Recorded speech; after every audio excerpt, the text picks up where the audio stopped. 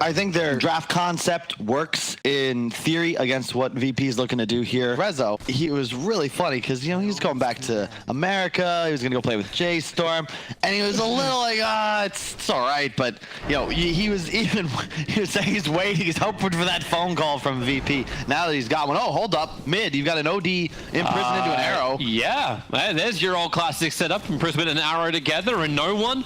He's always got to try and keep that distance as a sniper, but it won't happen this time around. Hunskin and Limp. Another example of how this meta kind of reuses old ideas in new ways, and you sometimes forget no one caught sleeping there. Oh, 33. Duke's long enough, he gets a little bit more duration out of that salve, and the quill spray stacks, it's pretty high, and he's actually going to kill off Solo. Save died as well down the bottom lane, so a little bit of an extra rotation. Mirana involved once more. And 33 Solo is really just trying to push him out of the lane. With no TP scrolls, yeah, it's like, 33's going to play the tree line. That's the only real choice here. Oh, hold up. Oh, my God. Solo? Yeah, he's staying pretty close. One more spray will do it. He's dead. He's in range. Down he goes. While on bottom lane, Resolution feels like he's playing bait, but Hanskin's rotated himself over. He's gone leap as well as arrow, so all the repositioning, and Resolution's got no escape. He went level 1 shockwave and has been holding his second point. No point in power, no point in skewer. Oh, there we go. Buys up bottle. Arrow is now online. First stun into second. It's just simple setups coming from Alliance. We talk about ease of draft on day 1 and day 2, and it feels the same here for Alliance. It's not difficult. Varda's fat enough, he'll survive any kind of attack from Resolution to land a secondary stun, and then they just keep going underneath the tower. Resolution slowed up so much, first by the time dilation and by the orb. Varda will probably lose his life here, but it feels worth it. Well, one, you've got to support a bet. This is one of, I think it's the best offlane in Dota at the moment, and you've put it onto your 5. Not really much to help your sniper either. Oh boy, the Starfall's coming in. Solo's wrapping around. TP support's on the way from VP. Save's already gone down with a shrapnel. No one can play from the tree lines. Nico just time walks and TP's out. There's no stuns to stop him. So Farda, he'll lose his life for the trees. The courier, not exactly where I want it to be. Doesn't get the tower top, but the fact that 3-3 in a 1-on-2 scenario has taken a top tower, rather impressive. What are you doing here, Hanskin? He's got the leap. Yeah, he does. No one's there waiting for him, however, and the attack from no one will finish the job. And then let Sniper have the space. But it's taking so much time to get there. Meanwhile, Alliance, they're keeping the pressure up. Chasing after Solo. Cool spray stacks up way too high. No shields will protect you from this. Support Abaddon can do nothing against Bristleback. It's something Will's talked about a lot. Hang on, we're going to get a fight underway in a second. They might go nice observer for Sentry. Alliance put it down so they can battle against no one. 33's just got to stay on top of this sniper, keep the cool spray stacks coming up. Doesn't have a lot of life to work with anymore, however. Farda, he'll have to finish the job, but then a salve. Sniper's getting his life back, and Farda just wants to punch him and cancel this. He can punch him and cancel the salve, but now he's surrounded by 3 different heroes. The arrow flies forward. Rubik takes it for the team. The skewer from Resolution pulls Farda underneath the tier 3 tower. VP might look to make a move. Haven't seen an RP yet. Perhaps that'll be coming up soon. But Rezo is going for that tank build. Mech his purchase, not a blink dagger. 50-minute rune about to spawn. I love watching Rubik with the way his cape jumps around when he goes for the leap. Trouble for Ogre, getting Searing chained up. Arrow will fly forward from Hanskin. Threads the needle between the 2 players of Virtus Pro as they wait for the 15-minute bounty runes. Bristle will take both off the top. In fact, Ember spirits himself back over to 33 while the jump comes forward, looking for the chronosphere with the hammer. No one on Resolution thought they were still going to be safe there. They thought wrong. Arrow flies in. That'll hit the stun over on Solo. Borrow time will break him free as Nico gets in front with a time walk. Body blocking up Solo. He's trying to reach the tier 3 tower. The banishment's there from Lim. You may need one more hit to finish this job. Okay, they need a couple more with the 1 charges.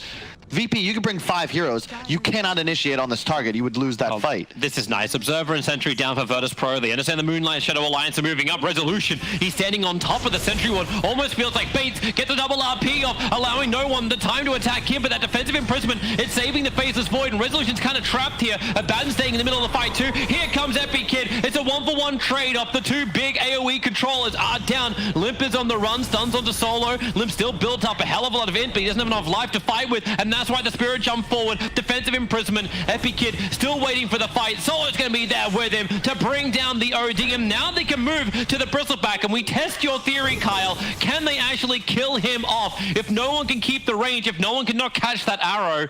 Under the cover of a BKB. It also feels hard for Alliance to push high ground. Yeah. It's kind of weird to say that. I think it's going to get a lot harder once Resolution has his Blink Dagger, because then you've got those Blink Skewer opportunities on 33, who's not going to be the fastest hero moving side to side to dodge it. But if you pull him onto the tier 4 towers, it's very isolated. Tries problematic. Aegis Immortal's going to break off for the Faceless Void. He's just going to get Meanwhile, 33 running in towards no one, and Faceless Void has Chrono, but and OD jumped in as well. Limp got hit. He's dropped the hammer for the pickup. He's still got it available, trying to build up this int. It's up at 12. Drops it on Epikid, but he still ends up dying without finding the kill. Protection was there. The mech charge gave the life back. And they all Alliance had vision. They got the mag. Oh, great arrow. Able to connect. RP. The BKB's playing in the background with the RP coming out and the Chronosphere. Who's going to go down first? Norv. This one Fast actually survived, but no one. He'll be locked down and controlled by Nico. So they've lost their big parts of the damage, and Ogre is the only sacrifice so far from Alliance. But Limp is building up a lot of int. He has dropped the hammer, but he still hits hard. That's going to be 52 int. Yep. Now on that OD, hoping to catch any more from Virtus Pro. And honestly, I got to give the the mistake made there is on Solo once again. The same thing as that earlier fight around 10 minutes, the bottom shrine occurs here. There's no sentry down. Rezo's positioning is where it needs to be, on top of the hill, guarding, trying to find this OD. He would have, but out of the cover of Invis, he just gets astraled because there's a ward on the high ground. Onskin's going to go for a Lotus Orb here, and 3-3 going for the AC. Like that item choice a lot. Catching out the Bristleback, pick him up, throw him back down again, having to battle inside the tribal, skewered a long way up over towards Norm, but now Limp comes in for the defensive imprisonment. Solo will stay on him, a secondary shrapnel being planted, arrow flies forward, won't hit anybody. 33 still trying to run out with his Crimson Guard. He just tanks for so long. Even the OD had start getting chipped away by no one because they just have to find a different target. 33 feels invincible, a blink forward from Limp. This time he's taking Sniper out, the RP able to connect from Resolution, but Nico, the skewer, they're inside the Chronosphere. He's got so many of his own teammates, while Solo and Resolution trying to hit into them, but the Sniper goes down. He's the bigger damage on 57 HP. OD's able to blink away to safety. Aegis the Immortal on the Faceless Void. He will be one of the first ones up the hill. Sniper is not there ready to defend. In fact, right now Abaddon's the only one that's there. Resolution's beginning his TP in, but it's like they're giving up this tier 3 tower for free. RP is off cooldown.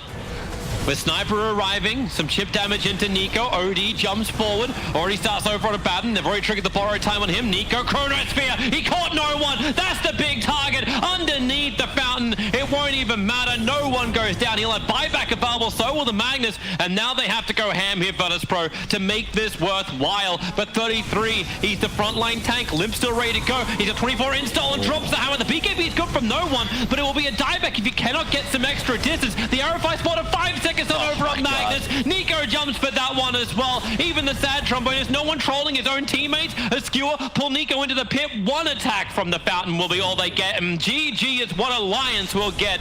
Game 1 goes their way. Yep. And Virtus Pro, it feels rough. A big issue with this game for VP. Well-crafted lineup from Alliance. Just... You got meepoed. You have absolutely no meepo counters, and this is 3-3 we're talking about. This Alliance draft is perfect. Like predictions for not Dota buff, the Dota Plus, the other one.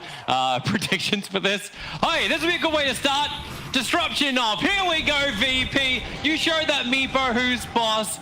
Beaten down 33. You get a little bit of support there from the Gyrocopter. Ogre's coming over as well. Show him who's boss by killing him. That's how you do it. Resolution on the 3 position. Abaddon will be able to get that first blood and get VP off to a good start.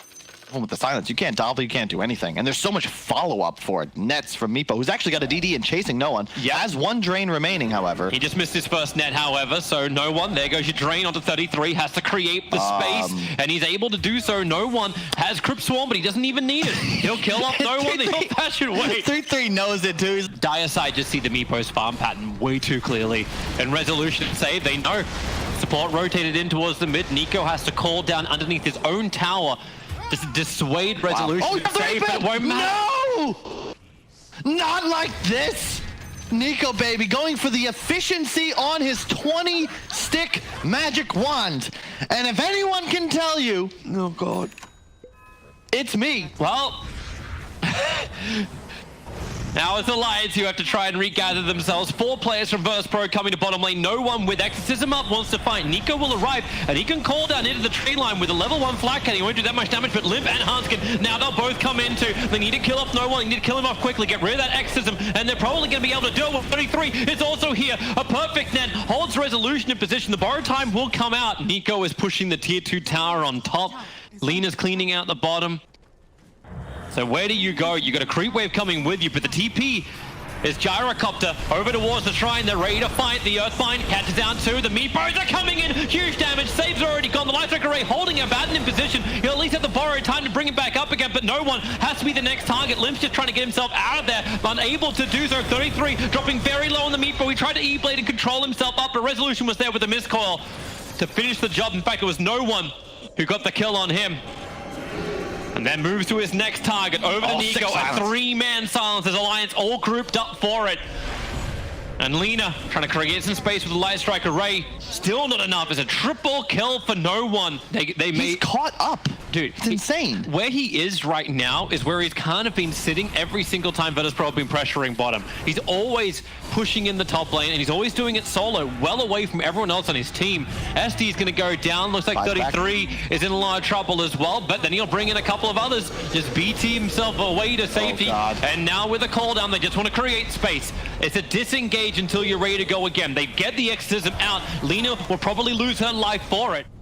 You've only got I think it's what a minute window left over for the Aegis the Immortal. Yep, there's the Vlads. And Darkness here comes Meepo.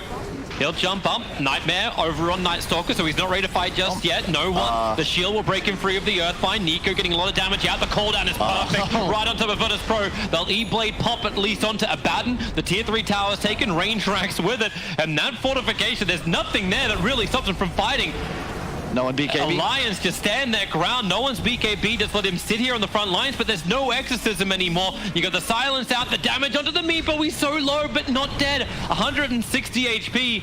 He makes a break into the tree lines, begins the TP out. Ogre's the one who's probably going to end up going down as Meepo brings everyone else back in.